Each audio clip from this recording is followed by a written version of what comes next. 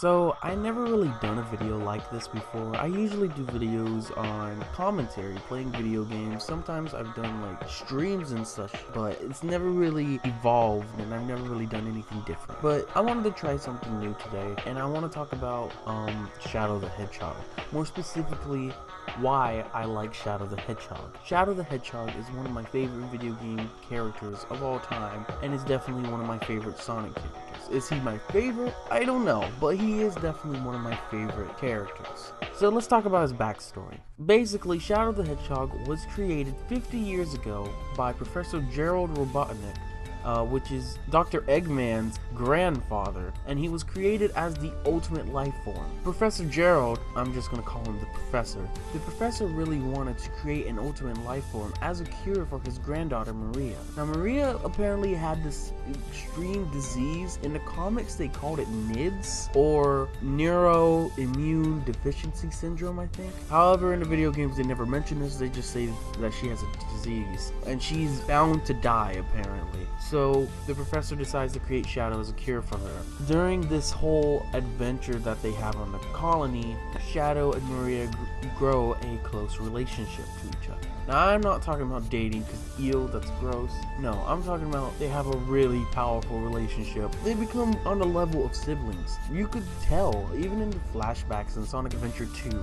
you could sort of tell how Maria really cared for Shadow and Shadow really cared for Maria. This was proved further on in games like Shadow the Hedgehog, but we're not talking about that game. However, all good things never last. On a space colony arc, there was some sort of raid where apparently the government thought that Professor Gerald's experiments were going on and they were way too dangerous. They probably saw this huge cannon that could have destroyed the planet and thought, oh, this is way too dangerous. So the government sent like police guys on the thing to stop them, and they knew they were going to take Shadow away because Shadow was the ultimate life form. He was a real weapon. Now, it's never explained in the games why Shadow was so strong when he's supposed to be a cure for Maria, but I think that the government wanted the professor to create a weapon, and the professor just had to implement it to his ultimate life form thing. During the raid, Shadow and Maria are running away from these police guys. When they get onto the escape pods, there's several flashbacks that like tell 20 different scenarios. Basically, Maria presses a button to shut Shadow in the capsule. Shadow can't do anything. Maria wishes him to save mankind. That was the reason why he was created, to make everyone happy, give them that chance, because she couldn't have that chance. However, Maria got shot right in front of Shadow. Maria still pressed the lever and Shadow was set down in the escape pod. However, that was the last thing that Shadow saw. Basically his sister being shot in front of him. And it's a really sad story if you think about it. It's sad. It really just kind of pulls my heart. And that's the last time he sees Maria. However, the government eventually gets Shadow, and then Shadow gets encapsulated, and he's stuck there for 50 years until Eggman releases Shadow, and then the events of Sonic Adventure 2 happen. And this is one of the deepest like backstories we ever get in the Sonic franchise, and that's probably why Shadow is one of my favorite characters to begin with, just because of how powerful his backstory is. Heck, it even has a meaning, it has a morale, and you see this character development with Shadow. At the beginning of the game in SA2, you see Shadow on the dark side because he can't remember Maria's promise. He lost his memory from that 50-year nap. Man, I feel like I'm talking about Captain America here. It's not until the very end of the game, when the Eclipse Cannon is charging towards Earth, when Amy comes in and explains to Shadow that even though people may make wrong decisions, they're still good, and she begs Shadow to help them save the Earth. And that's when Shadow truly remembers who he was and who Maria was. That's when he truly remembers what he promised to Maria, and that was to give mankind a chance to be happy. So that character development, you see that, and then he charges towards Cannon's core, defeats the prototype of the ultimate life form, which is this humongous lizard thing for some reason, and him and Sonic save the day. However, that's not how the game ends. The game ends with Shadow falling to his death. He literally did what Maria wanted. He fought and sacrificed himself for the better of mankind, to give everyone a chance to be happy. At the end of the game, Sonic and friends reminisce and think of Shadow and their moments throughout the entire game. And it's this game alone that makes me love Shadow's character. However, this is when Shadow's supposed to die, and he didn't die. He ended up coming back in Sonic Heroes. This is actually not my first game with Shadow. My first game ever was Sonic 06. And Shadow's alive, and then later I play SA2, and Shadow's died, and I'm like, that doesn't make sense. But anyway, that brings us to Sonic Heroes. In Sonic Heroes, Shadow is in this capsule, or what we presume to be Shadow, and Rouge releases him, and that's when he fights Omega, and then Rouge tells him to cut it out, and then they become friends, and now they're Team Dark. During the adventure, Shadow is trying to figure out, who is he? What was he? What was he doing in that room? Who was he before? He basically lost his memory again, probably because of Eggman. Eggman probably wanted to erase Shadow's memory to create clones of Shadow the Hedgehog, and we sort of see that in Heroes, and much more of that in Shadow the Hedgehog. However, Shadow doesn't find out his actual backstory until Shadow the Hedgehog. Now, I've never really played Shadow the Hedgehog, but I do know the gist of the story, and he basically figures out a lot about his past and who he was and how this guy's his father. However, at the end of the game, it has a really great moral, and the moral is that he'll move on. Hell, even the main theme talks about this. You have I Am All of Me, which is basically talking about the whole you can be a hero or a villain, and that's great and all. But you also have Never Turn Back, where Crush 40 is talking about how they'll never turn back, and that's really the moral of the story, the moral of the game. Shadow puts the past behind him, and he now doesn't worry about the past. What happened in the past happened in the past, and he learns to move forward. And what happens after that? Now he's actually working for the government, working for GUN alongside Rouge and probably Omega in Sonic 06. And they have this friendship, they have this bond, which is very clearly visible in this game, in this one cutscene.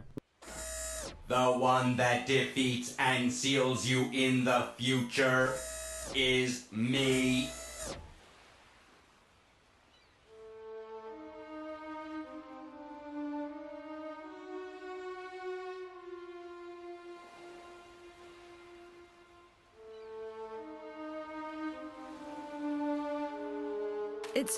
It's so unfair. Shadow's always here to defend the world. Despite that, eventually, when something or someone is seen as too powerful, it is seen as a threat.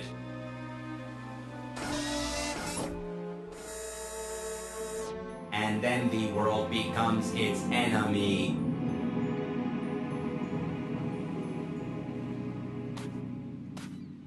Shadow?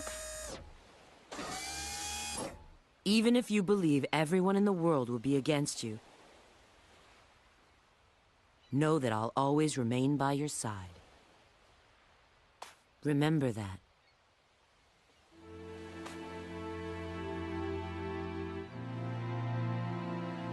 I will.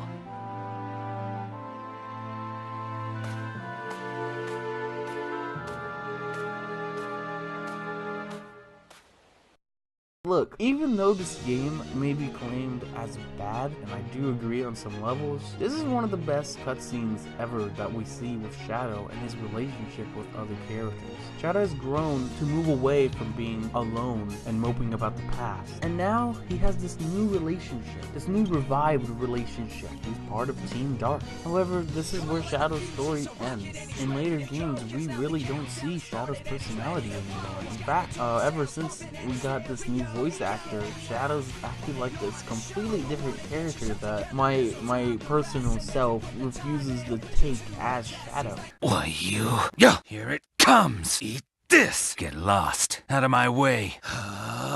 Shadow is one of my favorite characters, and this is not the Shadow that I grew up with.